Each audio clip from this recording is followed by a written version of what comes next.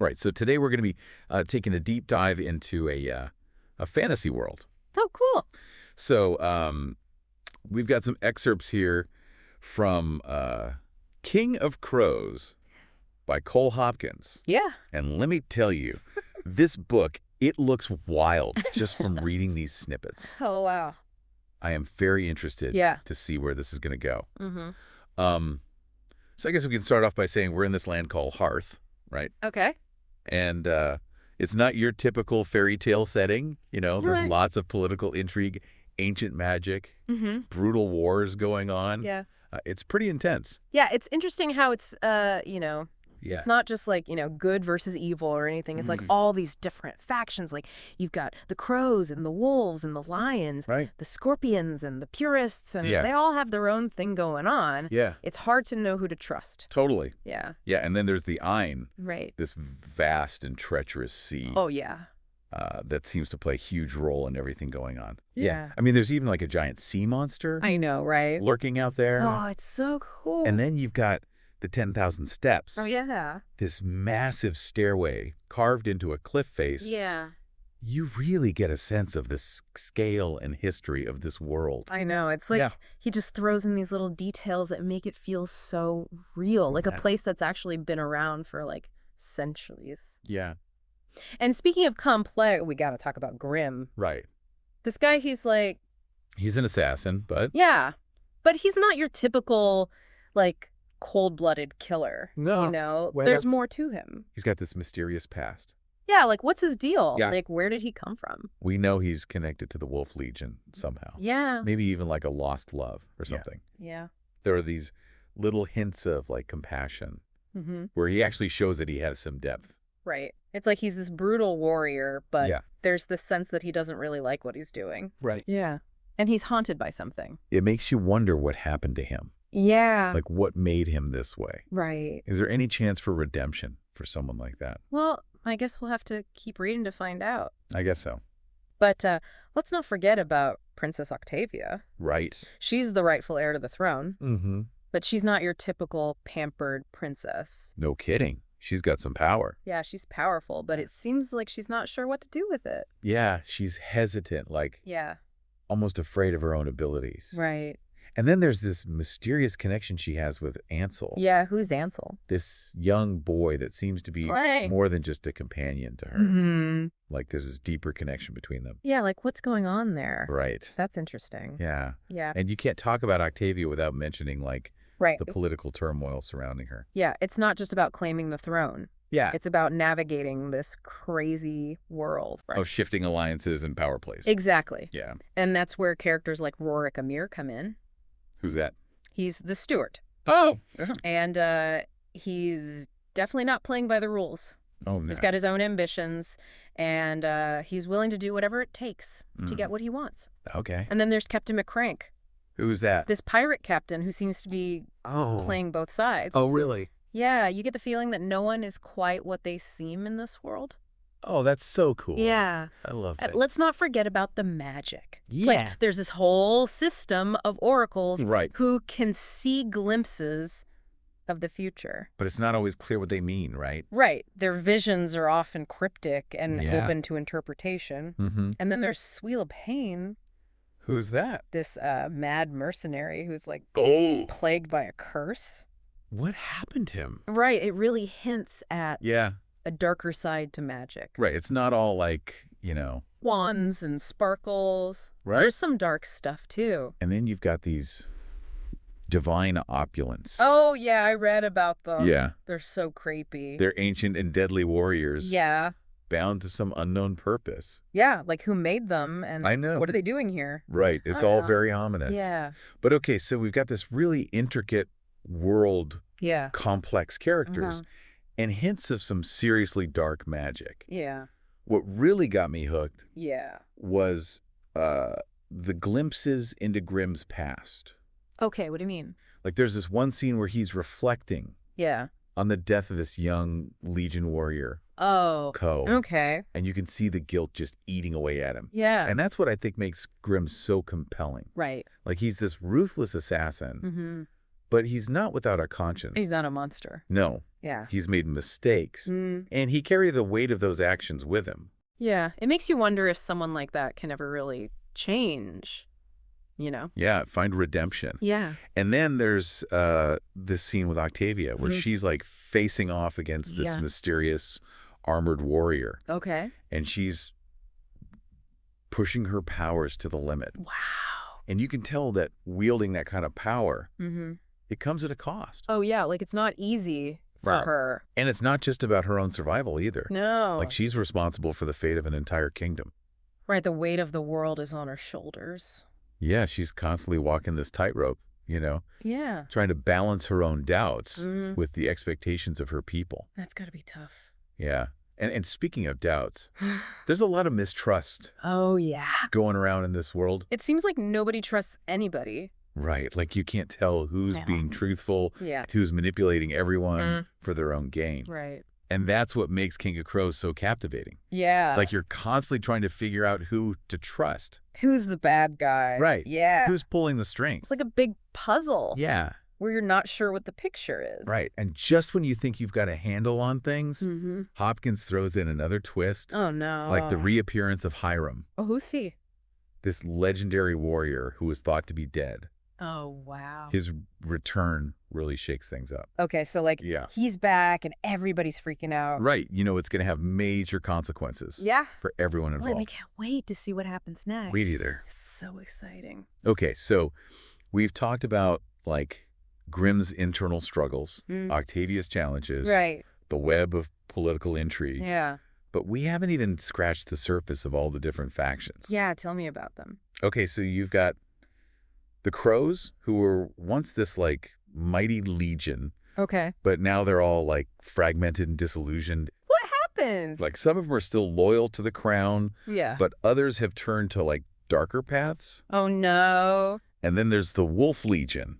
Okay. With their own internal struggles and allegiances. Yeah. We know there's this powerful woman from Grimm's past, possibly connected to the wolves somehow. Okay. It's like peeling back layers of an onion. Yeah. There's always something more to uncover. I love that. Right. And then in the midst of all this chaos, you've got the purists. Okay. These rebels fighting against the established order. Got it.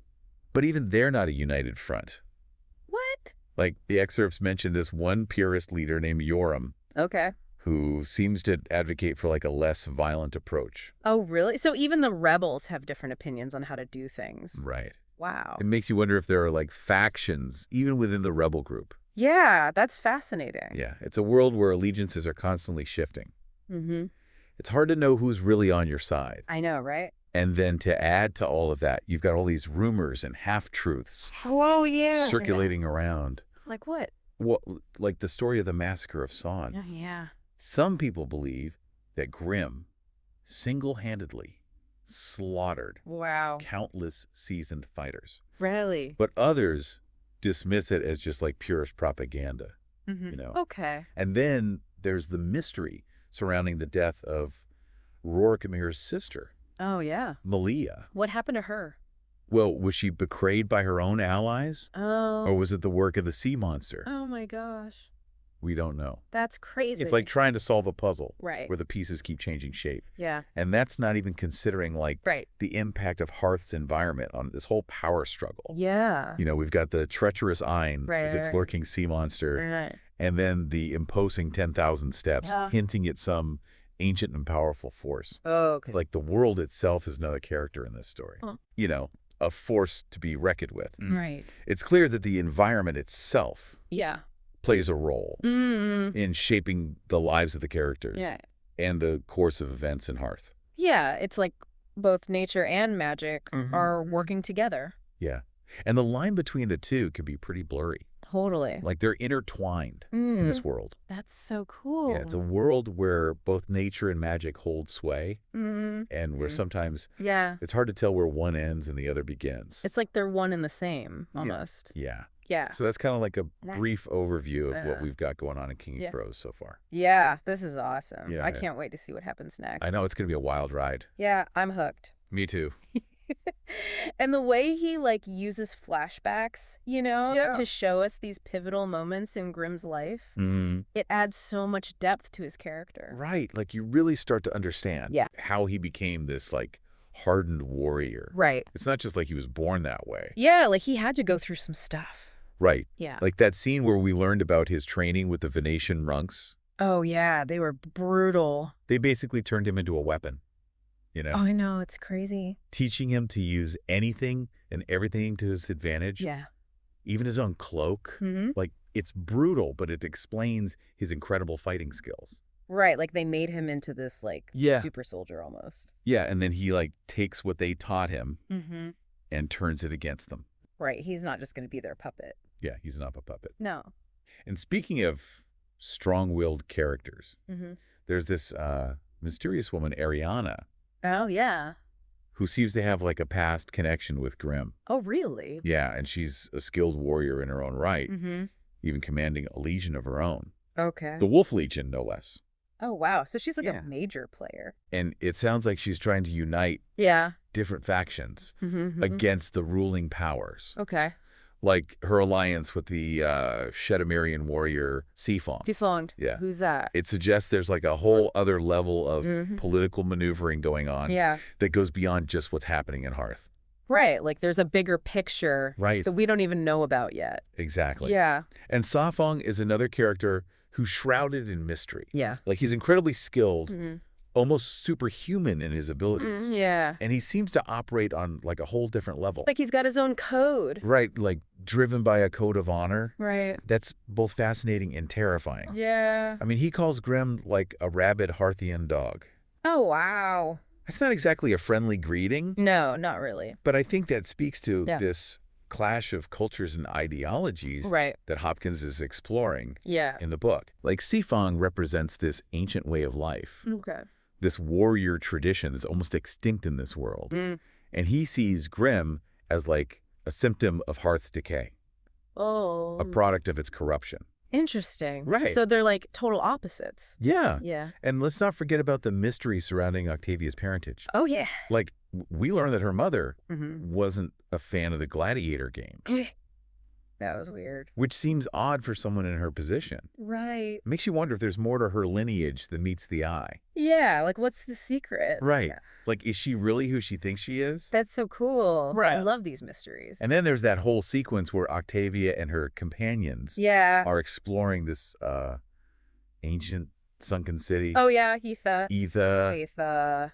Yeah, it's like a journey into the heart of Harth's history. Oh, wow. Like a glimpse into a bygone era. That's awesome. Yeah. And it sounds like it's not just like ruin. It's like there's still magic there. Right. It's almost alive. Yeah. Filled with like lingering magic and echoes of the past. Oh, that's creepy. And then that confrontation with the ghostly warrior. Oh, yeah. So chilling. I know. It gave me goosebumps. It makes you wonder what other secrets lie hidden beneath the waves. Yeah. Right. That's a good point. But let's talk about some of the major twists. Okay. That had me gasping out loud. Oh, really? Okay. So, to find out that Rhoric Amir, the steward, orchestrated the attacks on the purists. What? Framed Grimm for murders. Oh, my God. And even used his own daughters as pawns. No way. I know. He's like a supervillain. I know he's cold. Yeah. Like he's a master manipulator driven by this insatiable thirst for power. He'll do anything to get what he wants. Yeah, he's willing to sacrifice anything and anyone to achieve his goals. Yeah. And the way he like twists the truth and manipulates those around him. Yeah, scared. It's chilling. Yeah. It really makes you realize that like the greatest threats often come from those closest to power. That's true. And then there's Captain McCrank. Yeah. At first I thought he was just this like charming rogue. But then we learned that he's made deals with both the Steward and the purists. Oh, wow. So he's playing both sides. Right. Yeah. Is he truly loyal to anyone or is he just looking out for number one? Yeah. Is he good or bad? I don't know. It's hard to tell. There are moments where he displays like genuine courage and compassion. Yeah. Like when he risks his life to save Octavia and her companions. Right. But then he turns around and betrays their trust. Oh, wow. It's like, what's his deal? I don't know. Yeah. He's an enigma. I can't decide if I love him or hate him. Me either. Yeah. And then we have these divine opulence. Oh, yeah. Ancient warriors bound to some hidden purpose. Yeah. They sound like a ticking time bomb. Yeah. Like a force of destruction just waiting to be unleashed. Like, who made them and why? And what are they going to do? It's all very ominous. Yeah. Like Hopkins is hinting at this even greater threat. Right. Lurking in the shadows. Yeah. Something that could potentially destroy Harth. That's scary. And the fact that they're connected to Octavia's lineage. Oh, yeah. It raises so many questions. Oh, what's the connection? I know. Yeah. What is their true purpose? Yeah. Who created them? And what happens if they break free? Right. Oh, that's a good question. It's scary. Yeah. And let's not forget about the oracles. Oh, yeah. And their cryptic visions of the future. They're so cool. They can provide guidance, Mm-hmm. but it's often shrouded in mystery. Right. And open to interpretation. It's like they're giving you pieces of a puzzle. Yeah. But you have to figure out how they fit together. And sometimes those glimpses of the future can be terrifying. Oh, yeah, like what? Like when Cometessa the Oracle, accompanying Octavia, sees a vision of Hiram surviving. Oh, no. I know. And it's clear that his return spells trouble for everyone. He's not just going to come back and be like, oh, hey, guys. Oh, no. He's got a score to settle. Yeah. And he doesn't just survive. Right. He comes back with this black sand that can manipulate reality itself. Oh, wow. So he's like got superpowers now. Right. He's more than just a skilled warrior. Right. He's like a force of nature. Yeah. And the fact that he can control those shadowy hunters makes him even more dangerous. Yeah. That's not good. It's a good thing Octavia has people like Grimm and Olaf on her side. Yeah. Speaking of Olaf, can we talk about this guy? Oh, yeah. He's hilarious. Even when they're in like mortal danger. I know. He's trying to bargain with the Scorpion soldiers. Right. Boasting about his collection of wolf-headed swords. I love him. Yeah. He's definitely the comic relief. Yeah. But he's also surprisingly insightful at times. That's true. And his loyalty to Octavia, yeah, his willingness to put himself in harm's way for her, it's really heartwarming. Yeah, he's a good fellow. He might crack jokes, but he's a true friend. Totally. You need someone like that in your corner. Yeah. Someone who can lighten the mood even when things are dark. Especially when things are dark. Exactly. Yeah. But let's get back to the threats. Okay. We can't forget about the Beast of the Yine. Oh, yeah. This terrifying sea monster. I know. That seems to embody the raw power of nature. It's like a force of nature that's been weaponized. Right. In the way it's described, it seems to possess like a kind of intelligence. Really? A malevolence. Yeah. That sets it apart from other monsters. Right. It's not just a dumb animal. No, it's like it knows what it's doing. Yeah. It's a predator. That's scary. And it's not just a physical threat either. Right. Like it can create these storms. Oh, wow. These tempests that can swallow entire ships. So it can control the weather. Yeah. It's like the Ayn itself is against them. Right. It's like the sea itself is alive. Yeah. The Ayn is definitely more than just the setting. It's a character in its own right. Yeah. You know, it represents both opportunity and danger. Right. A pathway to new lands and a graveyard for those who dare to challenge its might. And the way Hopkins describes it, the Ayn is almost sentient. Really? Filled with like ancient secrets and hidden depths. Wow. It's like the ocean itself is holding its breath. It's a cool image. Yeah. Waiting to see what happens next. I like that. So you keep mentioning these ancient secrets and forces. Yeah. Do you think that's going to play a bigger role as the story unfolds? I think so. Like, is there some ancient evil maybe lurking beneath the surface of Harth?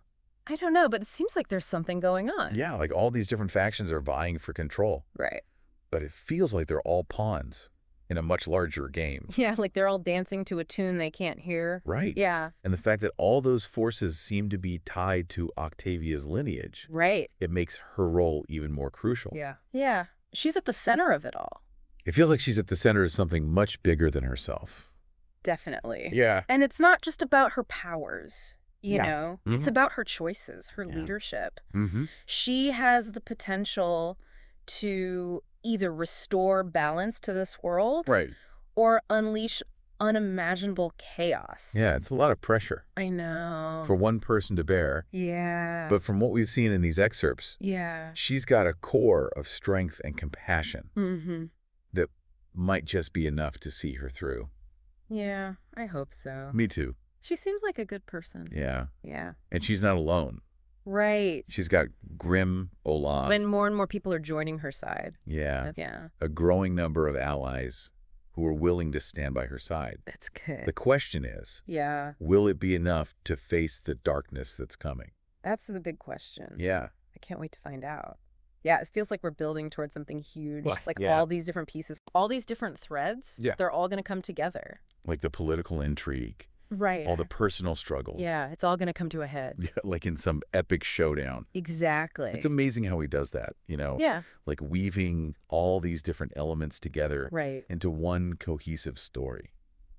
It's not just about the action, you know, or like the world building or the magic. Yeah, it's about the characters. It's the characters that really make it. Yeah. Like you said, it's about the choices they make. Right. The sacrifices they endure. The relationships they forge. Yeah, and all of this is happening in the midst of all this chaos. Yeah. Like take Grimm, for instance. Okay. Here's a guy who was trained to be a weapon. Yeah. Forced into a life of violence. Right. And yet you see these glimpses of humanity like peeking through these moments of compassion. Yeah. That suggests he's capable of something more. He's not a monster. No. Like that scene where he defends the villagers of Desola. Oh, yeah. Against that terrifying monster. That was awesome. Right. He's initially reluctant to get involved. But ultimately, his sense of justice compels him to act. Right. He has to do the right thing. Yeah. It's like he can't escape his past. Yeah. But he's trying to make amends for it. He's trying to be better. Yeah. I like that. It makes you wonder if anyone is truly beyond redemption. That's a good question. And then you have Octavia. Yeah. Struggling to embrace her destiny. Trying to become the leader she's meant to be. Yeah. It's like a classic coming-of-age story. Right. But with this fantasy twist. Yeah, I like that. And she's not just fighting for her own survival either. Right. She's fighting for the future of her people. She's fighting for everyone. And the way she learns to control her powers. Yeah. Harness them for good. She's so strong. It's inspiring. It really is. It shows that even in the face of overwhelming odds, one person can make a difference. One person can change the world. And she's not doing it alone. Right. She's got Grimm.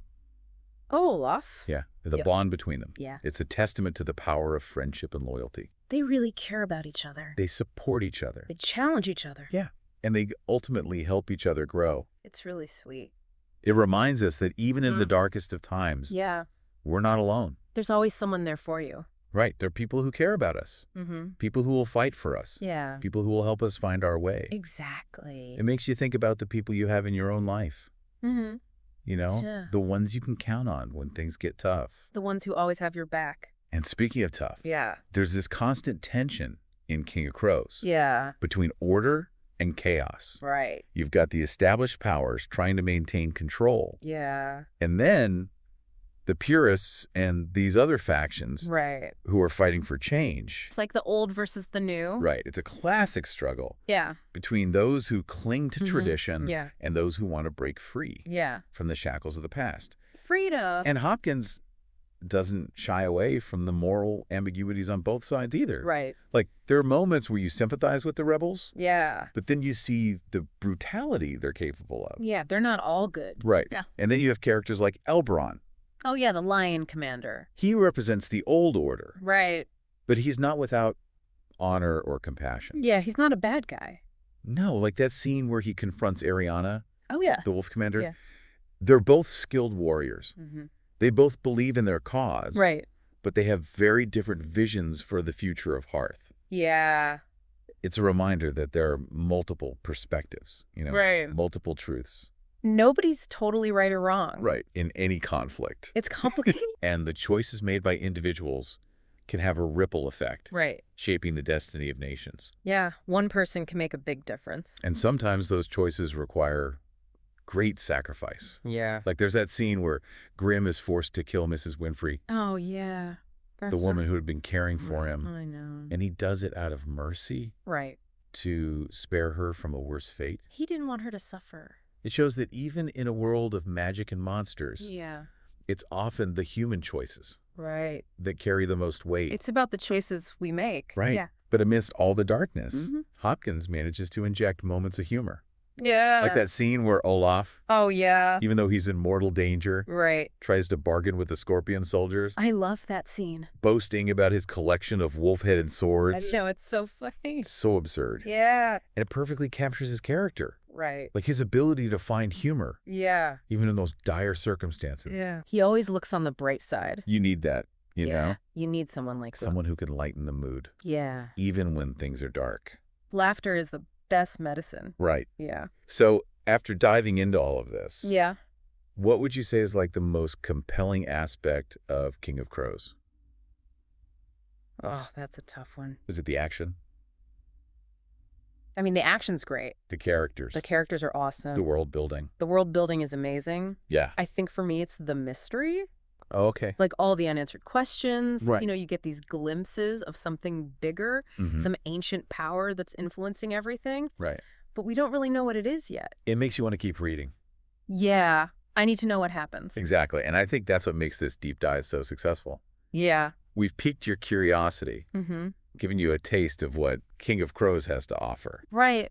But we haven't spoiled everything. Well, we've left enough unanswered questions. Yeah. To make you want to discover the rest for yourself. Exactly. Like we've given you a key to a treasure chest. Okay. But it's up to you to open it and discover the riches inside. I like that. So if you're looking for a fantasy epic, yeah, that will challenge you, inspire you, and leave you wanting more.